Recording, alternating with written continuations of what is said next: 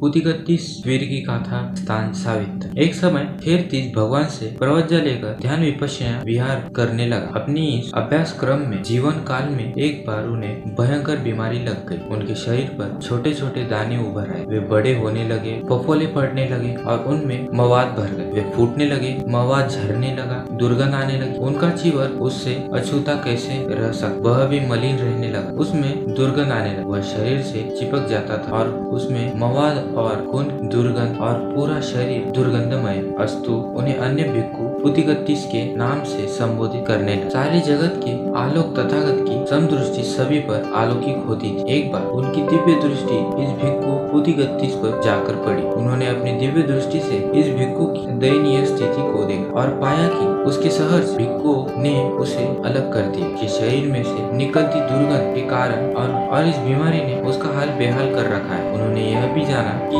पुतिगत्तीस का चित्त अरहत्व के मार्ग में आरूढ़ है, वह अरहत्व की प्राप्ति कर चुका है। अस्तु तथागत ने थोड़ा पानी गर्म किया और उसको लेकर पुतिगत्तीस जहाँ सो रहा था वह पहुँचे और उसको स्पर्श किया। अन्य भिक्खुओं ने जब तथागत को वहाँ देखा तो वो भी वहाँ पहुँचे। तथागत ने उन्हें अग्नि के पास ले जाने का निर्देश दिया। भिक्खुओं ने उसका पालना की, उसे नहलाया गया, उसके शरीर को धोया गया, उसकी चीवर को प्रक्षालित किया गया, साफ किया गया। स्नान के बाद पुतिगत्तीस स्वच्छ हो गया था, निर्मल हो गया था। उसने निर्मल शरीर में निर्मल चित्त की उपस्थिति हुई, उसका चित्त एकाग्र हो गया। जब उसको तथागत स्नान करा रहे थे उसका शरीर पृथ्वी पर पड़ा था। तथागत ने कहा, भिक्खुओं, कितनी ही बार यह शरीर इस तरह पृथ्वी पर पड़ा रहा, जैसे लकड़ी पृथ्वी पर निरर्थक पड़ी रहती, वैसे ही यह शरीर पृथ्वी का भार बढ़ाता रहा। यह बड़े दुख की बात है कि निरर्थक लकड़ी के समान फेंका हुआ विज्ञान शून्य शरीर पृथ्वी पर शीघ्र ही सो जाए। अरे यह तुच्छ शरीर शीघ्र ही चेतना रहित हो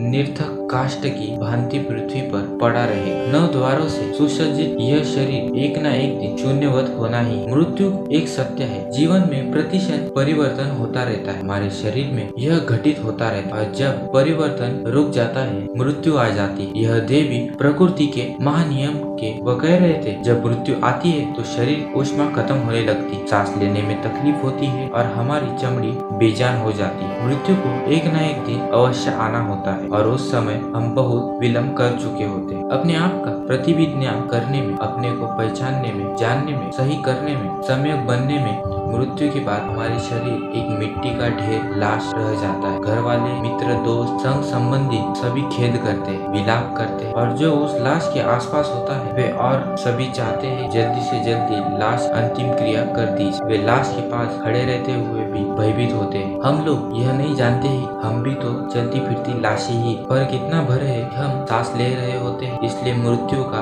एहसास हमको हर पल हर समय अपने ध्यान में रखें और अपने जीवन को सफल बनाने के लिए समार्ग का अनुसरण करना ही बुद्ध, धम्म और संघ से बढ़कर उत्तम शरण और कहीं नहीं है। मृत्यु हमें एहसास कराती है कि हमारा अपना कुछ नहीं, कुछ भी तो हमारे साथ नहीं चलता है। विज्ञान का जो प्रभाव प्रज्वलित रहता है वह अन्य सोपान का अनुगमन कर लेते। हमारे कर्म बीच हमारे पुण्य और पाप का कारण बनते हैं। अस्तु हम धम्म का चरण करें, धम्म का अभ्यास करें, धम्म का प्रविचय करें और जिंदा लाश से बढ़कर सार्थक बने। इस शरीर को धर्म का साधन बनाए और हम इसमें असफल रहते हैं तो यह निरर्थक काष्ठ के टुकड़े के समान ही है। तथागत धम्म प्रविचय के बाद यह गाथा। आपको ये कहानी कैसी लगी दोस्तों, हमें कमेंट सेक्शन में जरूर बताएं। मिलते हैं नेक्स्ट वीडियो में। नमो बुद्धाय।